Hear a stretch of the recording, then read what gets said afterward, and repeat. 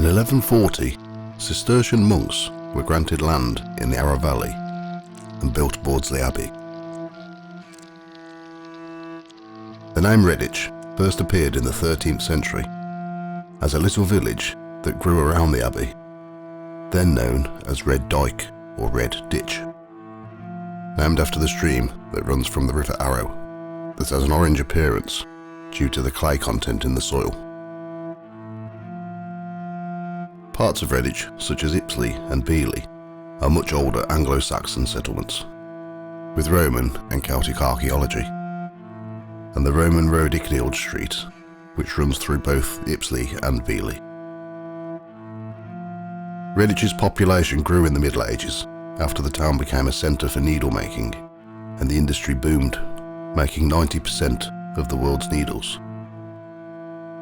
In 1964, Redditch was designated a new town, with old buildings having major renovations and new housing estates built, extending the town to what we see today.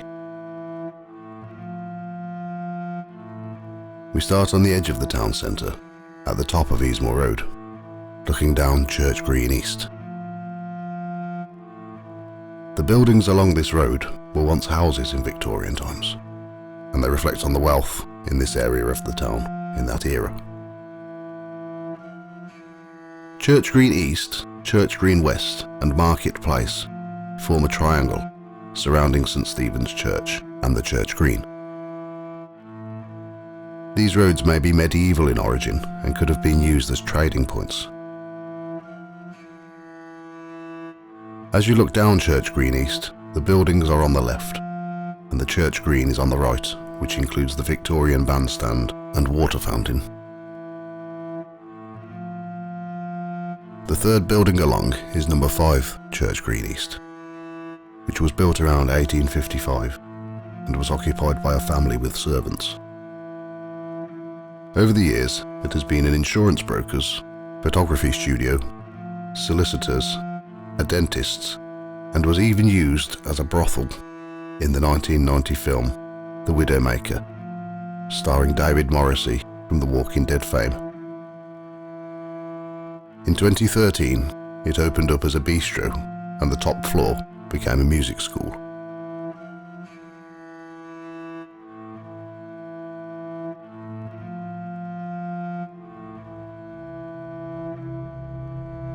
On the Sunday morning, the day before the business opened, it had been snowing, and 2 of the tutors were setting up the teaching equipment to test before letting the students in the next day.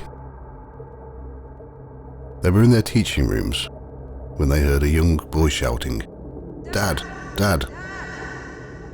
It sounded like it was coming from downstairs. One of them went downstairs to see if someone had come into the building. He knew that he'd locked the door when they came in, but looked around anyway, only to find the place empty. He even checked outside for footprints in the snow, but there was nothing. Only their own footprints from the car to the back door. Minutes after returning upstairs, they heard it again. "Dad! Dad!" This time they both went to look around the whole building, only to find it still empty. But as they reached the door to the bistro, it opened on its own and slammed quickly, hitting one of them. Around a month after opening, the guitar teacher was sat in his teaching room, checking the progress of his students, when a young boy peered around the door, looking directly at him. The tutor said hello to the boy, and he ran off. He could hear him running down the stairs, so he followed him all the way down, but no sight of any children when he reached the bottom. He went into the bistro and asked the staff if any children had been in, and they said that no children had been in all day. They checked the CCTV and found nothing. One evening, a music student walked into the waiting room and saw a little boy playing with the toys that were left there for children awaiting a lesson. He went into the teaching room and asked who the little boy was. The tutor looked, and it was empty. No one was there, but the toys were on the floor. Over the 3 years that the business was open, many students and their parents witnessed the boy. When lessons were finished for the day, the tutors would tidy everything away, including the toys. But they would find them moved every morning, as if they had been played with. For a reason unknown to them, the tutors nicknamed the ghost James. The mother of one of the students was a spiritualist medium and said that she could feel the presence of a few spirits throughout the whole building. They arranged a ghost hunt that included the bistro, which involved 12 people. One of the experiments was to sit each person alone in the teaching rooms and for them to write down whatever came into their minds. When they finished, they had to place the paper into a box so that no one else could see what they had written. The results were amazing. 9 out of 12 wrote down the words Peter, James, and little boy. When they researched the census records for 1911, they found that a family with the surname James had lived in the house, but there was no record of a child. Perhaps he was born and died between the census years. The medium also said that she picked up on a World War II soldier on the first floor. A few months later, one of the tutors was talking to an accountant who worked at the accountant's next door at number 4. He was telling him that he had been walking past these buildings every day since he was a child in the 1950s.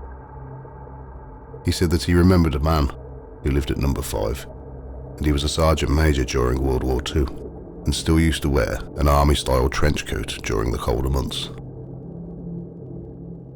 A few evenings each week, the guitar tutor's wife would work in the bistro, and he would stay behind and wait for her after his lessons. One night, around 9 o'clock, a couple in their 30s came in. They ordered a drink, and the man asked where the toilets were. He was told to go up the stairs and take a left. Minutes later, he came running down the stairs, screaming and panicking. He went into the bistro looking terrified. He said that he was about to walk down the stairs, and he saw a man in the doorway of the function room, which is on the first floor. He described him as tall, broad shoulders, and looked like he was wearing a military uniform.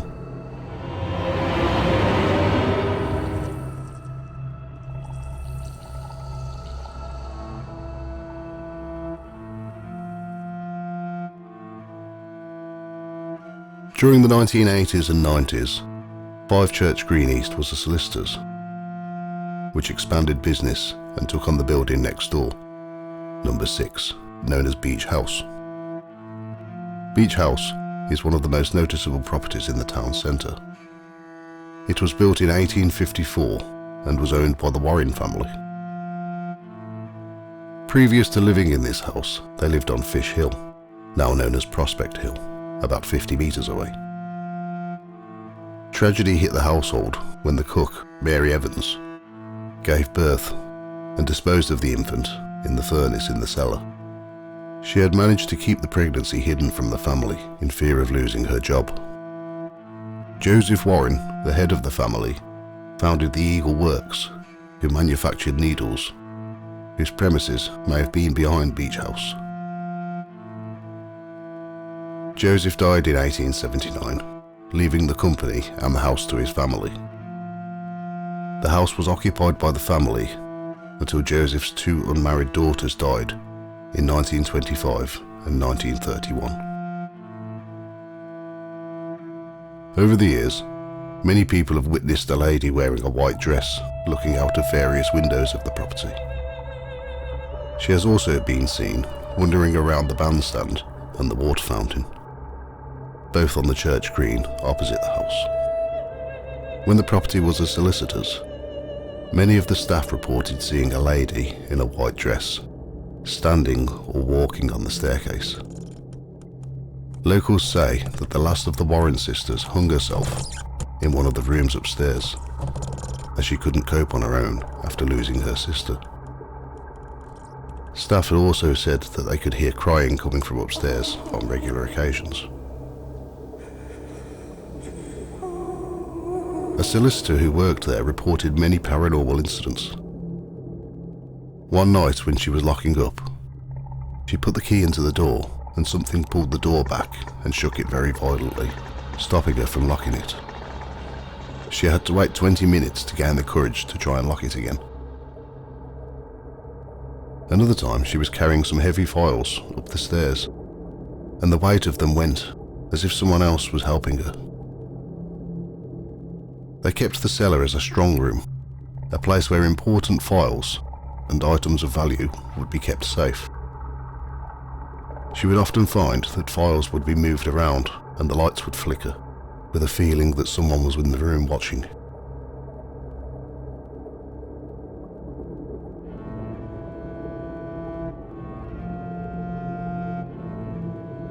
Moving along the road, we pass St Stephen's Church to 21 Church Green East, known as Webb House, which backs onto Peakman Street and faces Mercian Square, that holds the memorial to John Bonham, the legendary drummer from Led Zeppelin, who was born and raised in Redditch. Webb House dates from 1774 and was owned by a Mr. Peakman, who had a wire drawing business for the manufacturing of needles.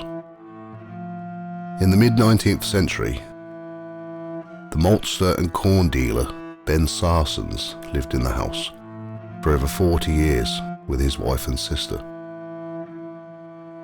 When he died in 1887, another Redditch businessman, William Webb, saw the potential in the house and premises and planned to move his bakery and confectionery business from another area of the town. He moved in with his wife and young family in midsummer of that year. Tragically, he died soon afterwards, and his brother Thomas took over the business. Thomas, his wife Catherine, and their family lived above the shop and back house until Thomas's death in 1917, when the business passed to his sons. Members of the Webb family lived and worked there until the mid-1950s, but the business of Webb & Sons continued next door at 20 Church Green East until 1988. Many of Redditch's older residents still remember the smell of freshly baked bread or buying seeds or pet food from the other branch of the business in Peakman Street. Webb House is now the home of the local newspaper, the Redditch Standard.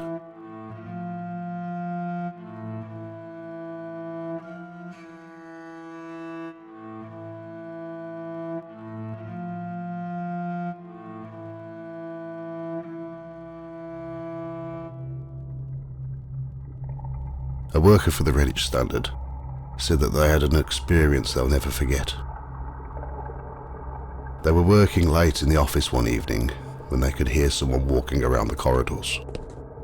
The floorboards were very creaky. They thought it was just another member of staff who hadn't gone home yet. When they went to look, the place was empty. They spent another hour or so working in the office. At this point it was very dark outside, as it was winter. When they decided to leave, they locked the office door when suddenly a woman ran towards them at an extremely fast pace. She looked like she was in a foul mood, very angry. They described her as wearing a long black dress. She had her hair in a bun and had a pale face. You could hear the loud footsteps as she ran towards them. Other members of staff have seen her and described the same woman.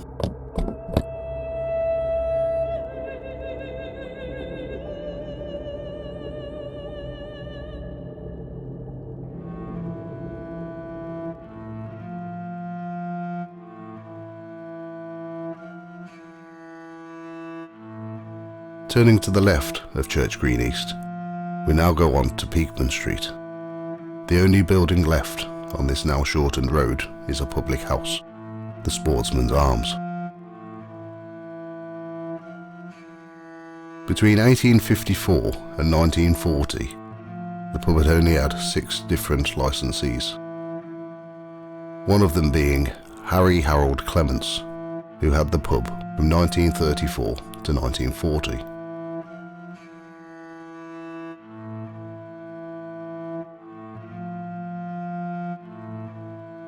Many of the staff and customers have witnessed a ghost believed to be Harry Clements.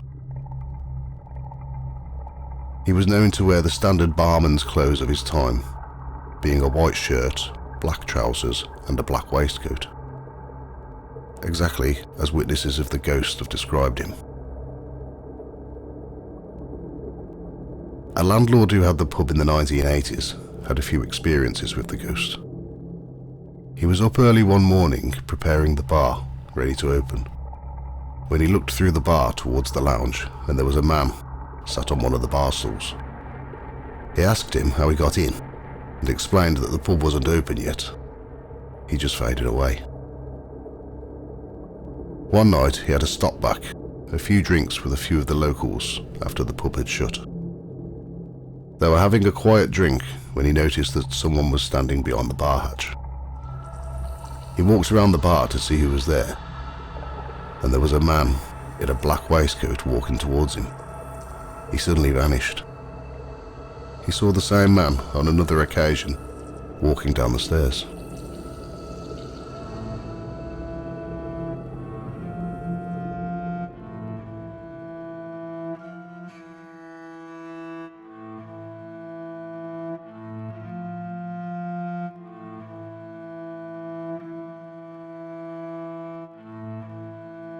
We walk along Peakman Street and turn right onto the large car park towards the Queen's Head pub on Queen Street.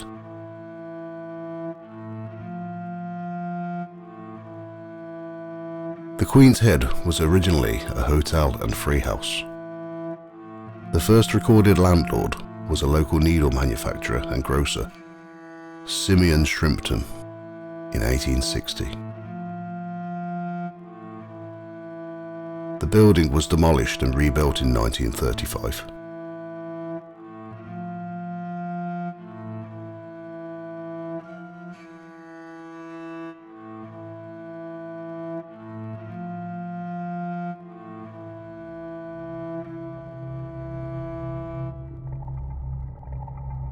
Many workers and customers have seen and heard many strange things. Between 1997 to 1998, a young man was living and working at the pub and had many strange experiences. Often he would see a man in the cellar that always smelled like cigars. The gas going to the beer would turn off when he was around. In one of the bedrooms he saw 3 children sat in the corner by the door playing a game, maybe marbles. An old lady wearing a long black dress opened the door, as if she was checking in on the children. The children disappeared, and she turned to stare at him, before walking away and disappearing into the corridor.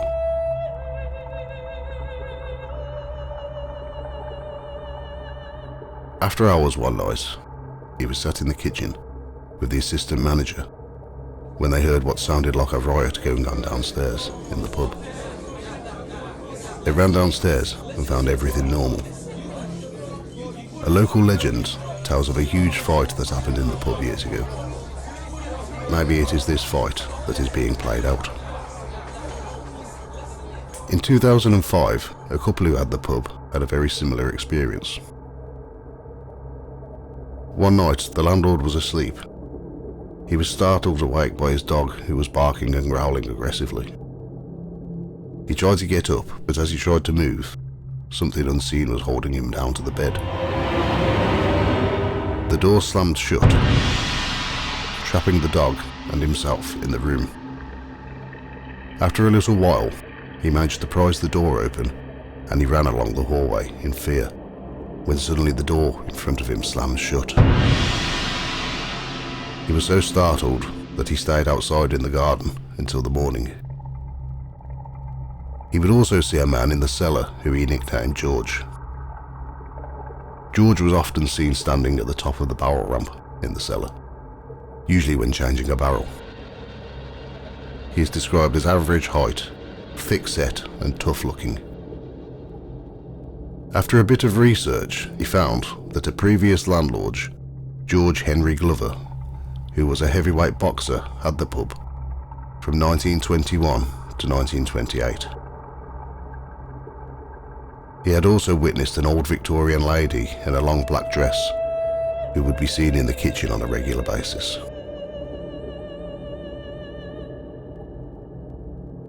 In 2015, the pub was taken over by two friends. After locking up one night, they sat in the lounge area to relax for a while, when something flew towards them as if someone had thrown it from behind the bar. After checking the CCTV footage, you could see the object fly across the room and hit a mirror.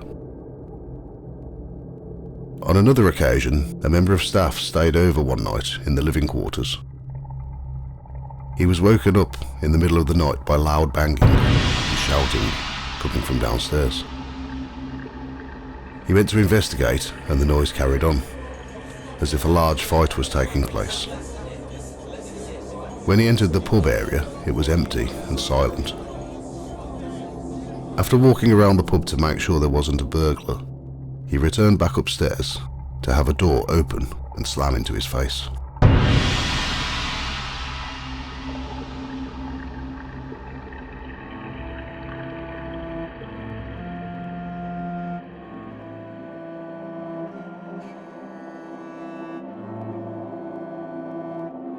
Leaving the Queen's Head, we head towards Grove Street and right onto Ulster Street to the Palace Theatre. The Palace Theatre was built in 1913, originally as a theatre. It has also been a cinema, roller skating ring, bingo hall and a dance hall. It opened exclusively as a theatre in 1971 with an extension to the foyer. In 1976, a former needle factory at the rear of the theatre was converted into dressing rooms.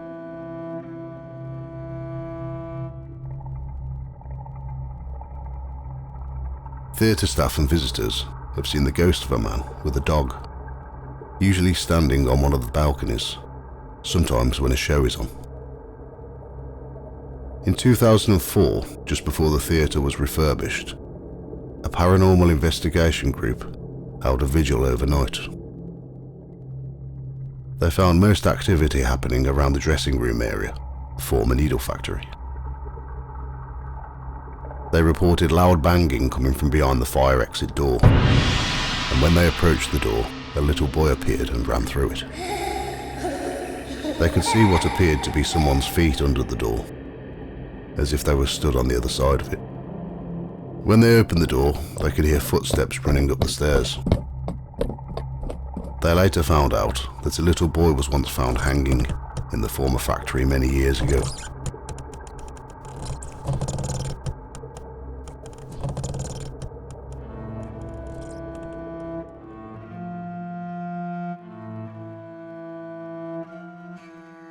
We follow the path past the church and along Market Place, where we now turn left onto Evesham Walk.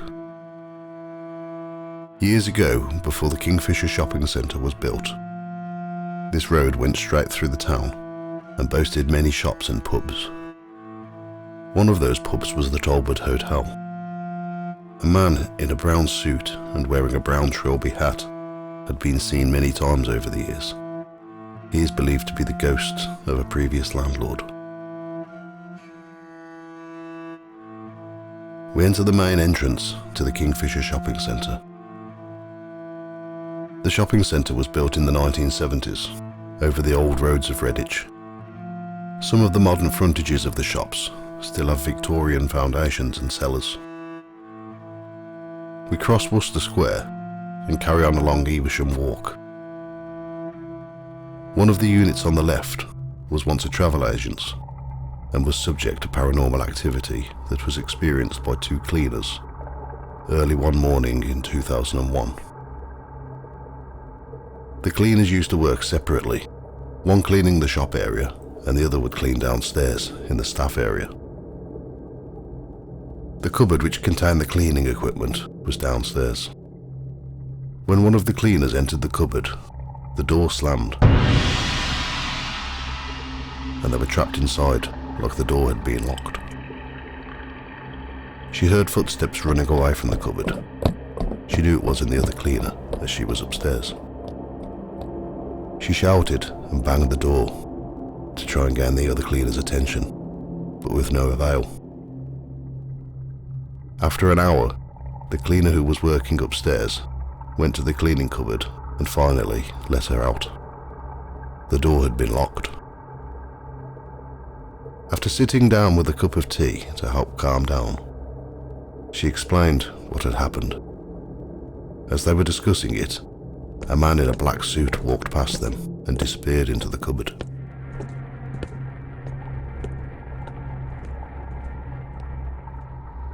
Moving on from the travel agents and looking to the right, we see the public toilet area that has a shop either side. During the 1980s and 90s, a lot of paranormal happenings were documented, some even by the police. To help make way for the shopping centre, the local congregational church had to be demolished and its graveyard had to be relocated. This stood in this area of the town. In the 1980s, the shop on the left was a mother and baby shop. Staff reported seeing a dark hooded figure, looking like a monk, which would pass through the shop on a regular basis. Objects would be moved from one side of the shop to the other. The shop on the right was once an electrical hire store. They had very similar experiences, and TVs and radios would turn on or off on their own.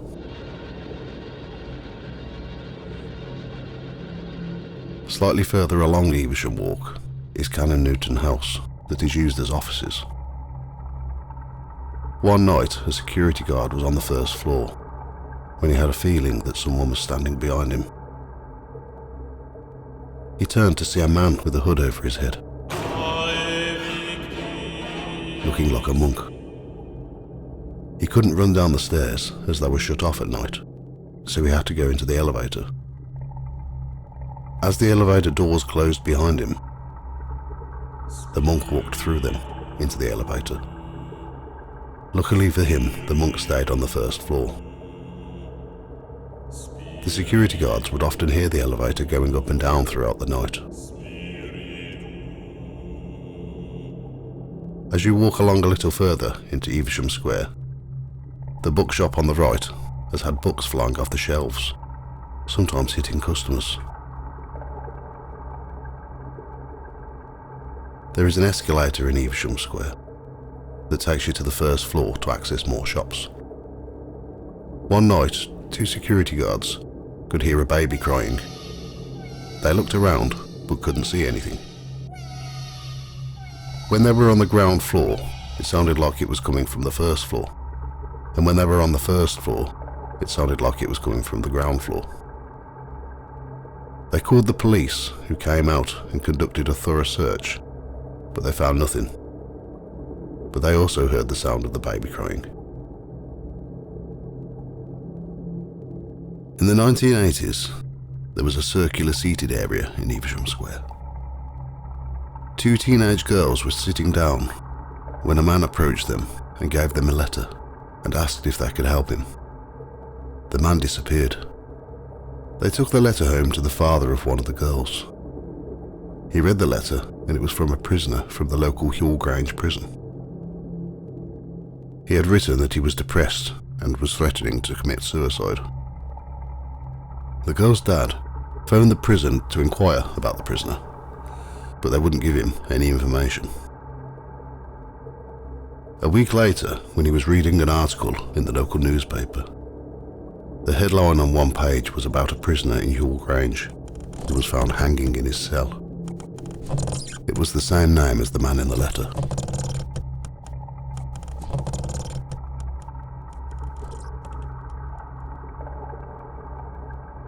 Looking back down to the right-hand side of Evesham Walk was a supermarket in the 1990s, which had 2 floors. The window cleaner who worked every morning was on the first floor when he noticed an old lady shuffling along towards him. As he turned to say hello, she disappeared right in front of him. More ghosts have been seen in this area, including a man in a suit and monks.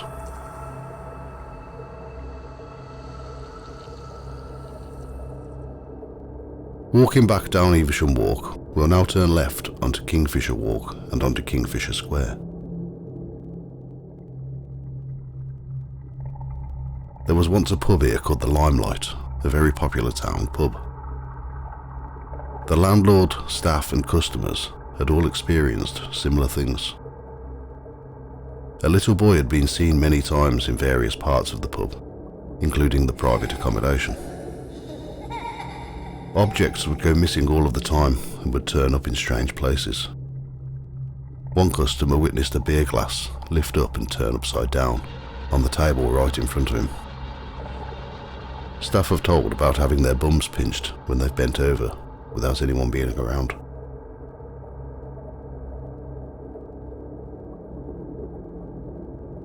Leaving the shopping centre, we turn left to Unicorn Hill. To the left of Unicorn Hill stands a row of modern shops and a takeaway.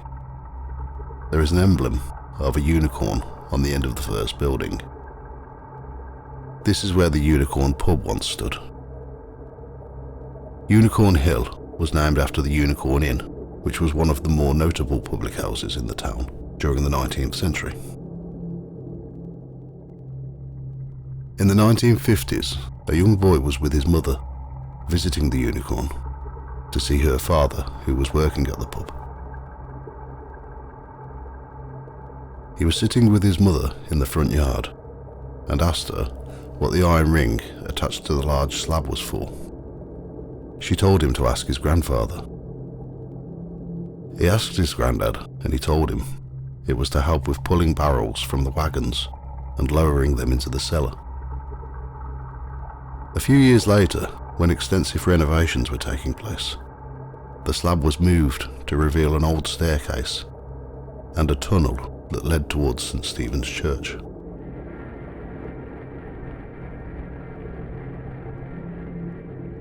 A lady once working as a cleaner at the Unicorn had to clean the front doorstep one morning. The front door was heavy and she had to put a lot of force into it to open and close it. After cleaning the step, she shut the door but struggled to put the bolt across. She managed to do it by hitting it with a broom. When she returned to work the next day, the landlord was angry with her, saying that she hadn't locked the door up after cleaning the step and that he had customers wandering in too early. This day she was sure to double check that the door was locked. Around 30 minutes after starting work, a man and woman walked in, asking if the pub was open yet.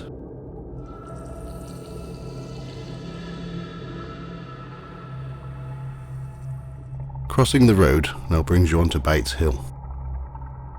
In between Bates Hill and at the back Adelaide Street once stood Apollo, an electrical goods shop. A man was once working in the warehouse and he noticed someone in a blue uniform from a distance. He thought it was the gas fitter who worked for the company. But later that day, he found out he wasn't at work. Other people have seen the apparition too. On Adelaide Street stands St. Stephen's Surgery. A blue nun and a soldier have both been witnessed standing outside the surgery on separate occasions.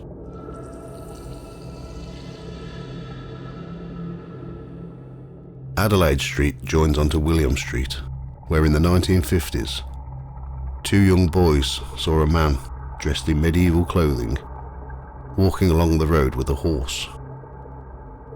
The man led the horse through an archway that led to the back of the buildings. When they entered the archway, there was no one there.